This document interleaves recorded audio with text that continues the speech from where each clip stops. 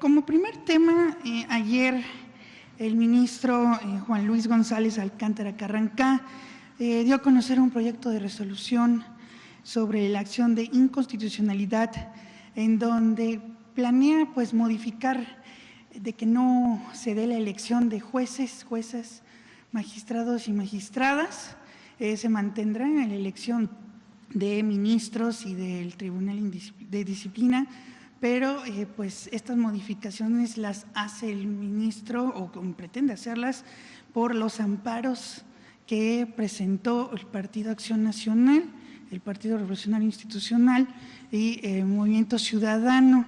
Saber su opinión, doctora, porque hay expertos constitucionalistas que dicen que esto pues realmente son razones políticas. Saber su opinión, doctora.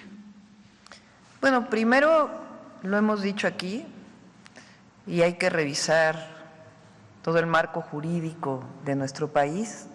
Los partidos políticos no tienen personalidad jurídica para presentar amparos por cambios constitucionales. Segundo, la Corte no puede ser legisladora. Es decir, se presenta una propuesta en donde están legislando frente a amparos de personas morales que no tienen personalidad jurídica, partidos políticos.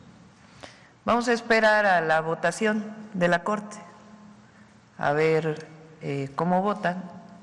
No sé cuándo vayan a votar, creo que es la próxima semana o esta semana. Pues vamos a esperar el resultado de la votación, porque los ministros, las ministras de la Corte conocen lo que estoy diciendo. Todos los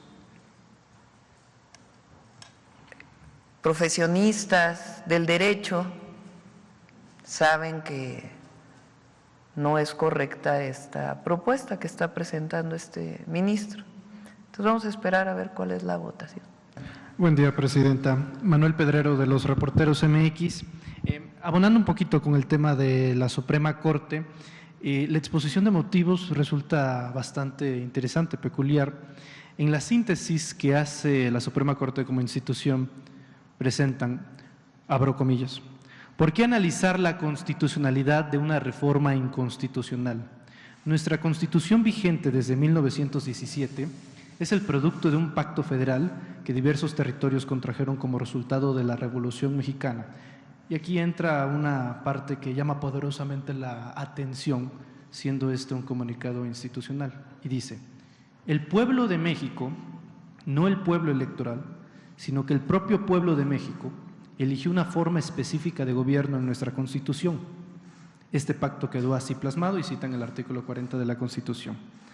Adicionalmente, en la exposición de motivos del ministro Alcántara Carrancá, él mismo reconoce que en 2007 se determinó que una reforma constitucional no podía ser impugnada a través de una acción de inconstitucionalidad, para luego decir, sin embargo, en una nueva reflexión, se considera que conforme al desarrollo jurisprudencial, este alto tribunal sí puede meterse a calificar las leyes electorales federales.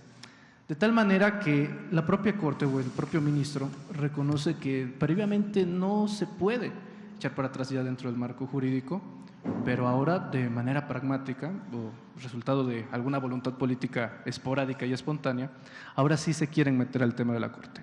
Agrego, se espera o está dentro de la expectativa dentro de los medios de comunicación que hoy 8 ministros de la Suprema Corte presenten su renuncia. Una renuncia que no va a ser inmediata, sino que vendría hasta el año 2025, y tal cual la casa del pirómano, encienden, incendian y luego se van para dejar todo esto. Específicamente en este punto, doctora, ¿cuál es su postura, cuál es su visión?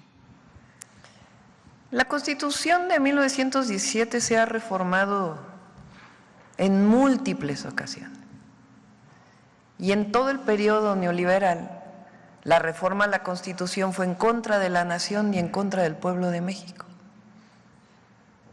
Las privatizaciones y muchas otras reformas que nunca cuestionó la Corte.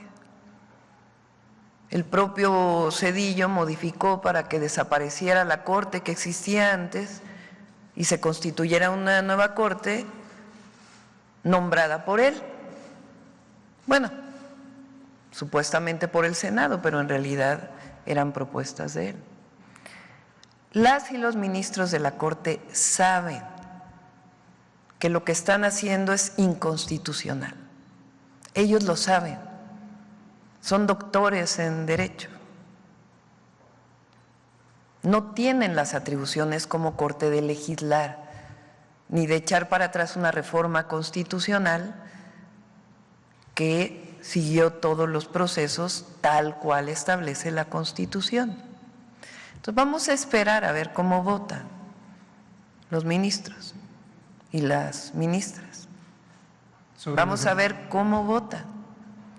Y sobre la renuncia, es que ellos lo que están planteando en su modificación es que se elijan los ministros, pero no se elijan los magistrados y los jueces, o las y los magistrados y jueces. Esa es la propuesta del ministro que está haciendo esta propuesta. Entonces, ¿por qué presentan su renuncia? Esa parte no la quitan de la Constitución. Es que si presentan ahora su renuncia, se van a ir con todos los haberes de retiro.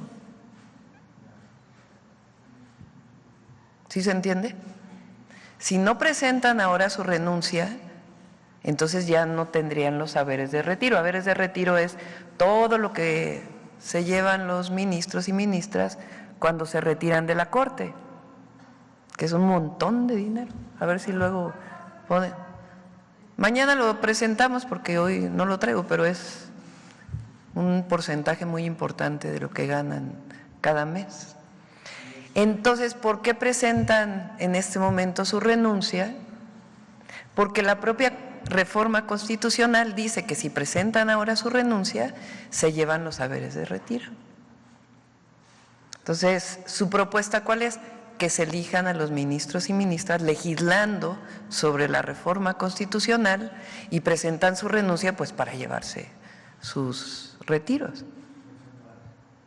Ese es el marco en el que se está dando la renuncia de las ministras y los ministros, pero no nos adelantemos. Vamos a ver cómo van a votar, a ver si las y los 8 ministros que se requieren para esta mayoría calificada van a votar sobre algo que ellos saben que no es correcto. Entonces vamos a ver cómo votan. Correcto. En una segunda pregunta, Presidenta, esperando que no pase nada extraordinario el jueves y pues ya no la reforma judicial, sino la ley judicial siga su curso, preguntarle acerca de los diversos perfiles pues que se han ido animando o han visto los primeros requisitos, detalles de la convocatoria, justamente para participar en la elección de jueces, juezas, magistrados, magistradas, ministras, ministros de la Suprema Corte y del Poder Judicial.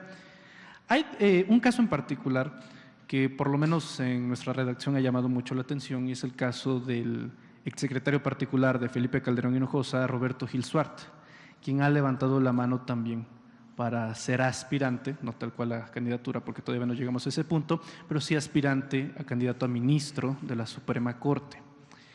¿Qué no el propio conservadurismo estaría avalando en sí mismo lo que durante meses se criticó de la propia reforma judicial y la ley judicial, cuando personajes vinculados al panismo también levantan la mano para participar y legitimar la propia elección de jueces, magistrados y ministros?